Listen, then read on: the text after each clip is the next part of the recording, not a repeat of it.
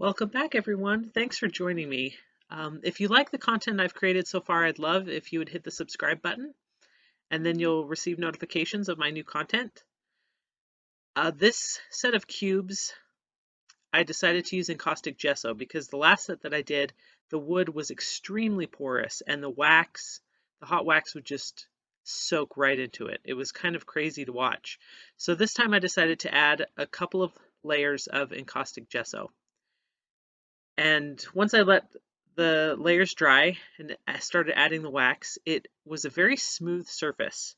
Wood wood is fairly smooth to brush wax straight onto it. You don't need anything really, but with the encaustic gesso, it was almost like there was a layer of wax on it. It just brushed on very smoothly. It was really nice.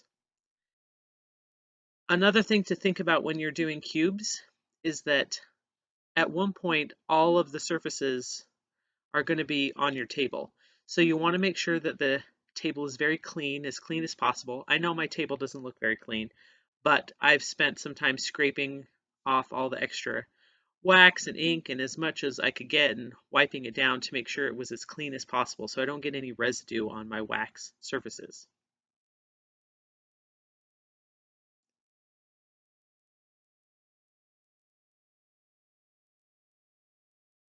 This washi tape is one of my favorites. It's 2 inches wide, so it's the same width as the cube, so it fits perfectly. And it's a great way to add some text and some different collage elements to some of the sides. And I'm using my iron here just to make sure that they stay put, but I'm also roughening up the surface a little bit because the top of the tape is a little bit too smooth. So I wanted to rough it up, make sure that the wax really gets into those fibers of the washi tape.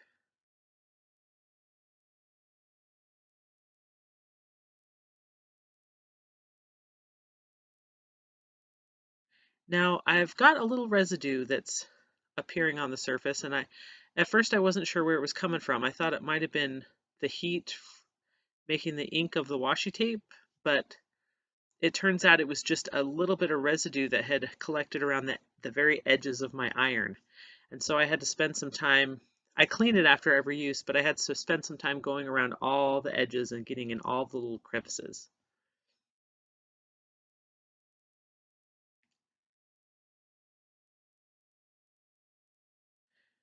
Now this is India ink that I'm using. I'm going to be using it a lot in this project. And these are stencil brushes because I wanted to use the ink through a stencil. And using a stencil brush and dabbing it up and down on the surface is the best way to make sure you don't get things under the stencil, which is really easy to do, especially when you use a lot of ink, as in this case right here. You can see I'm using a lot more ink on the brush than the last time, and that ink is just going all over the place. And it's not necessarily a bad thing. I kind of like messy sometimes, but when it covers up your whole stencil, like you just don't want that. And I actually do that a couple times throughout the video.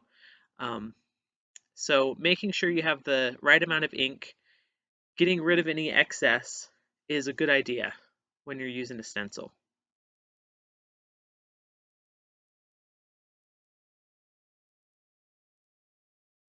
Also making sure the stencil is very clean. I was wiping it down after each use, but I wasn't being super meticulous about it. And you can see after this application that I've got some black residue that has stuck to my wax, which I wasn't super happy about either. So make sure you clean your stencils really well in between every application.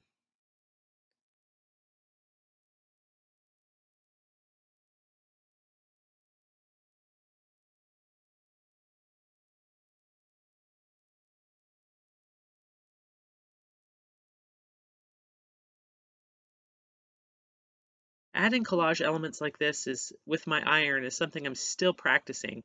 So I find myself having to kind of turn up the heat on my iron and then it gets a little too hot, so then I have to turn it down. So putting it kind of on a medium setting seems to be the best as far as ironing paper into your encaustic paintings. Now this is a big mistake that I made right here. I brushed wax over the India ink. It was completely dry, but the heat of the wax and the bristles of the brush just just go right through that wax and mess everything up. So after that, what I did is I put the brush on the surface and just kind of rocked it so that the wax leaves the brush and sticks to the surface, but I'm not pulling it across the surface and messing up the images of the ink. And it wasn't completely perfect, but it worked so much better to keep those stencil images intact.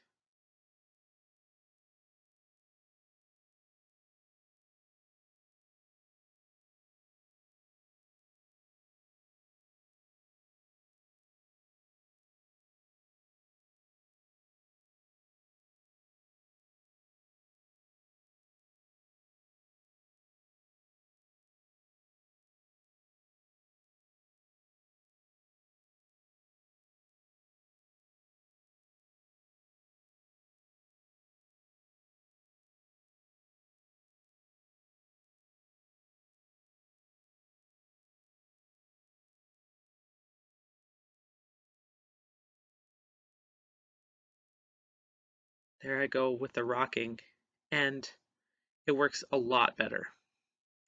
It's still a little bit messy just because India ink doesn't stick well to encaustic surface. It kind of beads up. But like I said, that messiness is actually something that I kind of like, as long as you can still see the image fairly well. If it's a little messy, that kind of adds to its charm.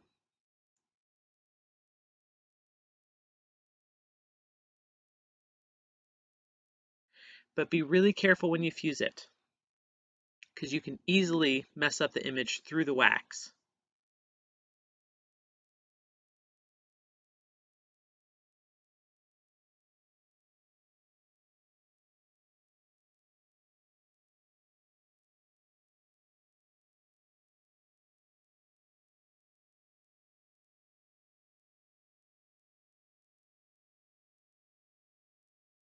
It's hard to tell um, with my heat gun, but I'm trying to go over just little spots and very quickly, and then going to other spots and then coming back, so I don't stay in one spot for too long.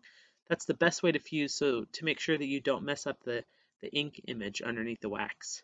Because if you keep your heat gun there too long, the wax will start to move, and you'll lose that clean, more crisp image, and the ink will just start to run all over the place within the wax.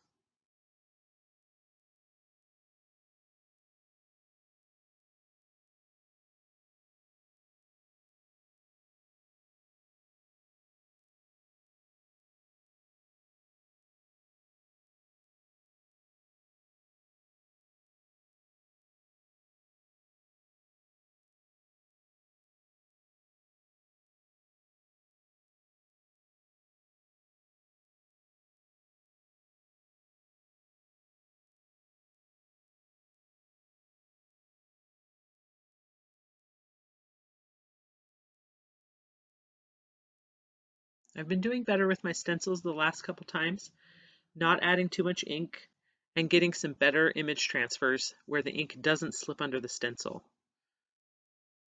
But this one I messed up pretty bad just by using too much ink. And also I think maybe because I didn't dab it enough. See, it's just a big gloppy mess. You can see a little bit of the hexagons that I was trying to transfer, but not very many. That is just a little too messy for me.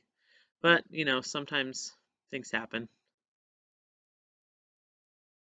Sometimes your art takes things into its own hands.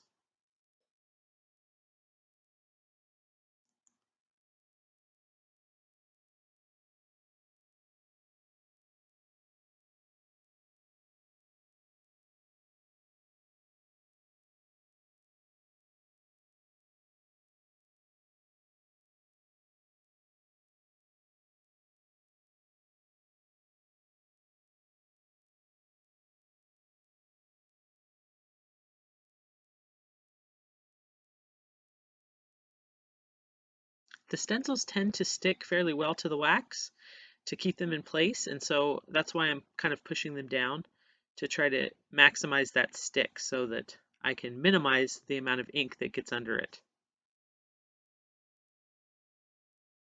That one was a little bit better, but still not too much. I don't think I dabbed it long enough. Now this, I'm trying to kind of highlight those messed up hexagons by adding some ink around the surface, but this calligraphy pen is really not a great tool to use for carving into the wax. So I tried to make it work for a little bit, but I ended up going with a different way of doing things.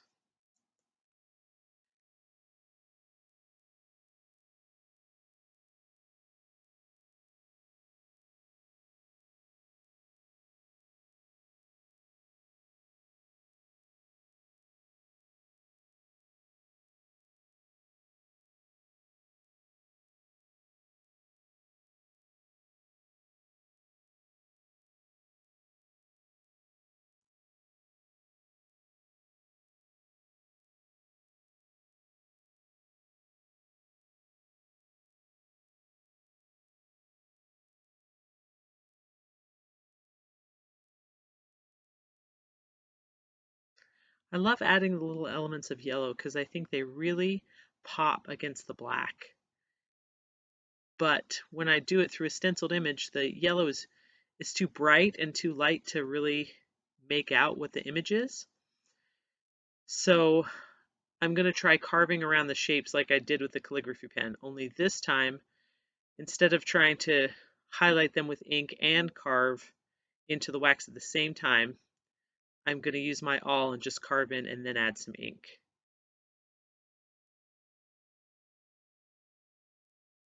One of the things I did just then is I showed you I'm rubbing the India ink of the stamp that I just used on the surface, and it is fast. You can see I'm rubbing it as hard as I can and it is not coming off, because once India ink dries on the wax, you can't rub it off or anything.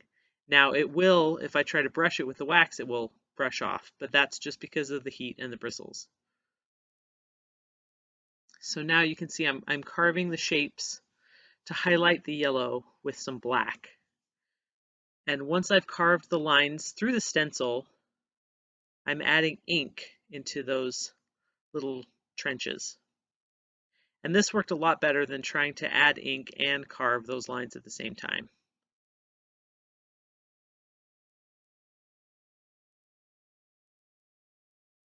Because the calligraphy pen is good for holding ink and keeping it from glopping into the lines, but it's not really that great for carving into the wax.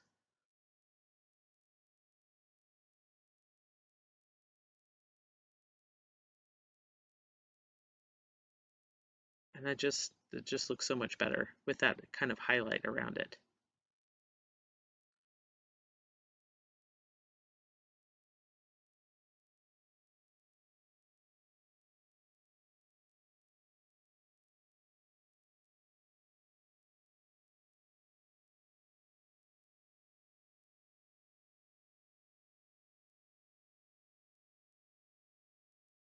And since India ink dries so fast on the surface and you can't rub it off, you don't need to fuse India ink into your last layer. So once you add any ink to the top of your painting, you don't have to worry about fusing it or anything like that.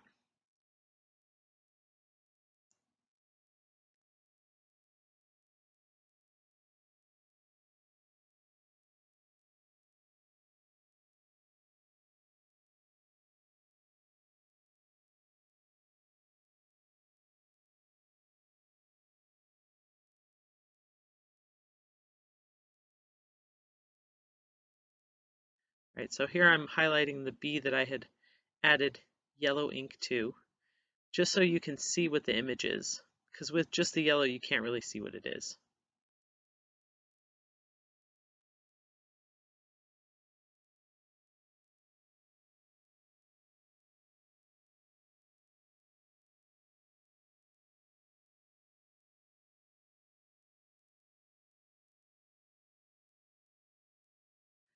And once it dries, that's it. I made quite a few mistakes in this video, brushing wax over the ink and messing up the stencils and doing all kinds of stuff. But I hope you guys found it informative. I really like the end result, even though I made a mess of it in places. These cubes are some of my favorite things to do. I'd love to hear your thoughts and suggestions, and I'll see you in the next video. Thanks.